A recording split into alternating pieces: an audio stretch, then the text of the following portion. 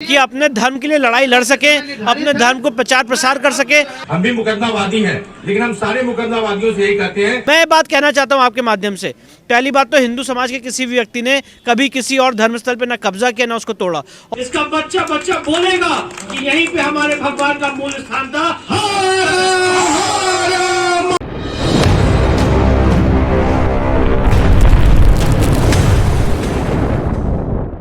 भाजपा विधि प्रकोष्ठ अधिवक्ताओं ने गोष्ठी के माध्यम से निकाला निष्कर्ष को भारत सरकार के पास भेजेंगे।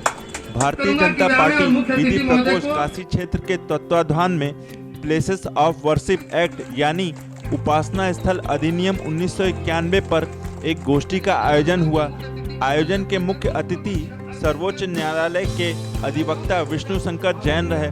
अध्यक्षता रोहनिया के विधायक सुरेंद्र नारायण सिंह ने किया।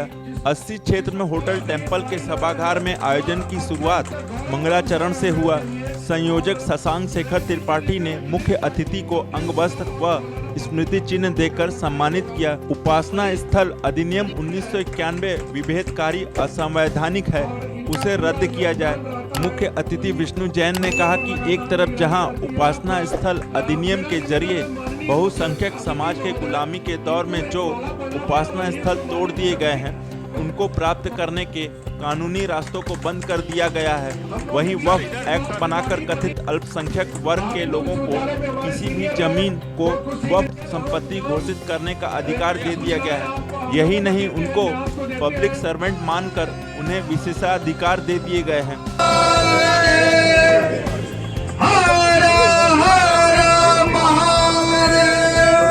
है देवी का, और ये बहुत ही ऐसा क्षण होता है जो हर व्यक्ति सहना। हम पूरे काशीवासी और यहाँ के जितने, और हम इनके पीछे खड़े हैं। हम भी मुकदमावादी हैं, लेकिन हम सारे मुकदमावादियों से यही कहते हैं कि हम सारे लोग अगर अलग अलग बात करेंगे तो वो मुस्लिम पक्ष को बल देंगे। हम सारे लोग इनके पीछे खड़ा होना चाहते हैं और बहुत जल्दी अगली तारीख पर हम लोग ये करेंगे कि इनके मुकदमे हम लोग अपने चाहते हैं कि बात लिए अगर कोई एक आवाज जाए तो विष्णु शंकर जैन जी की जाए, हरशंकर जैन जी की जाए। तो हम अपना मुकदमा इससे जोड़ते हुए और काशी के सभी मुकदमावादियों से अनुरोध करेंगे। कर रहे थे सिवाय जेल जाने, और इतना कुछ हो गया, हम काशीवासी इनके आजीवन ऋणी रहेंगे और इनके हमारे लिए ये पूजनीय है। ये बाबा विश्वनाथ के दूत यही है। जय हिंद, जय भारत। धर्म संस्थापना के देवता भगवान श्री कृष्ण के चरणों में मेरा नमन। मंचासीन बैठे मेरे वरिष्ठ गण, सौगंध राम की खाते हैं, मंदिर वही बनाएंगे। आज आप देखिए कि कितनी पीढ़ियों का बलिदान, कितनी पीढ़ियों का, कितने परिवारों का बलिदान, कितने लोगों का संघर्ष है कि आगे आने वाले समय में हमारे आपके योगदान से 14 जनवरी 2024 को भव्य राम मंदिर का निर्माण होकर उसका शुभारंभ होने जा रहा है। ये अपने आप में एक बहुत बड़ी ऐतिहासिक घटना है। 1528 में जब बाबर ने वहां पे राम मंदिर का विध्वंस किया था, तब से लेके आज तक निरंतर ये समाज लड़ता रहा, और राम मंदिर का निर्माण एक बहुत बड़ा मैसेज है। एक बहुत, तुम चाहे आके हमारी सभ्यता को कुचल दो, हमारे मंदिर को तोड़ दो, पर हमारा सनातन समाज सदियों बाद भी उठेगा। इसका बच्चा बच्चा बोलेगा कि यहीं पे हमारे भगवान का मूल स्थान था।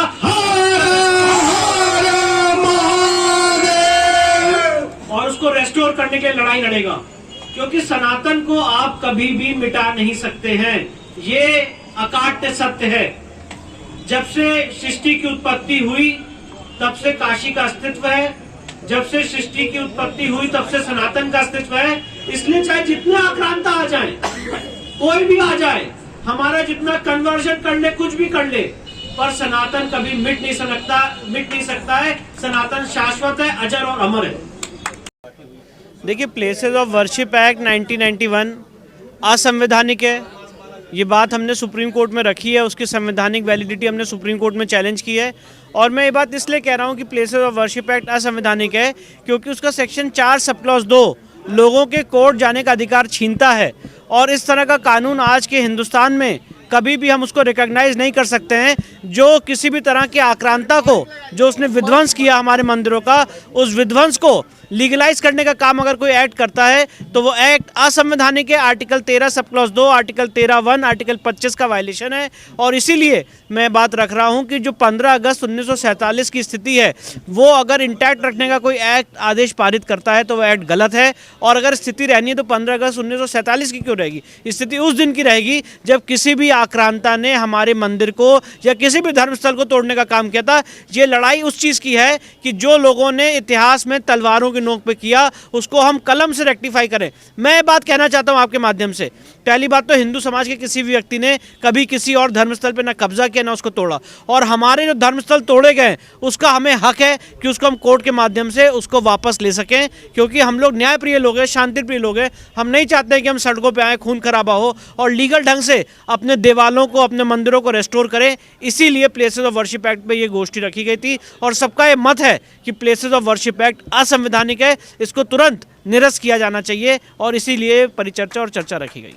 अपने मीडिया के साथियों से मैं निवेदन करूंगा, सुप्रीम कोर्ट में एक लंबी लड़ाई चल रही है, इसको भी लेकर जी सरकार से आप कुछ करना चाहेंगे? देखिए, सरकार से अपील यही है कि सरकार इसमें जल्द से जल्द अपना निर्णय लेगी। अभी तक सरकार ने सुप्रीम कोर्ट के सामने अपना स्टैंड स्पष्ट नहीं किया है, तो मुझे पूरी उम्मीद है कि ये सरकार ऐसी सरकार है जो इस एक्ट को निरस्त करने का काम करेगी जब भी पार्लियामेंट का सेशन होगा।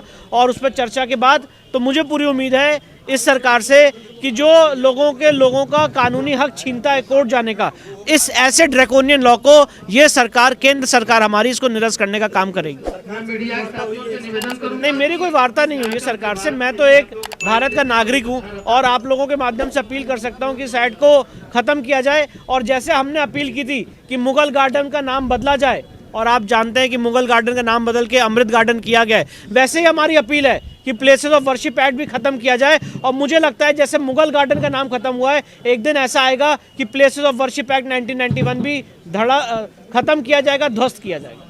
देखिए, इसका अधिकार हमें कानूनी देता है, इसका अधिकार हमें संविधान ही देता है कि अपने धर्म के लिए लड़ाई लड़ सके, अपने धर्म को प्रचार प्रसार कर सके और जो धर्म के ऊपर आघात हो रहा है उसको रोक सके। इसकी इजाज़त हमें आर्टिकल 25 संविधान का देता है, जिसके अनुपालन में हम लोग काम कर रहे हैं।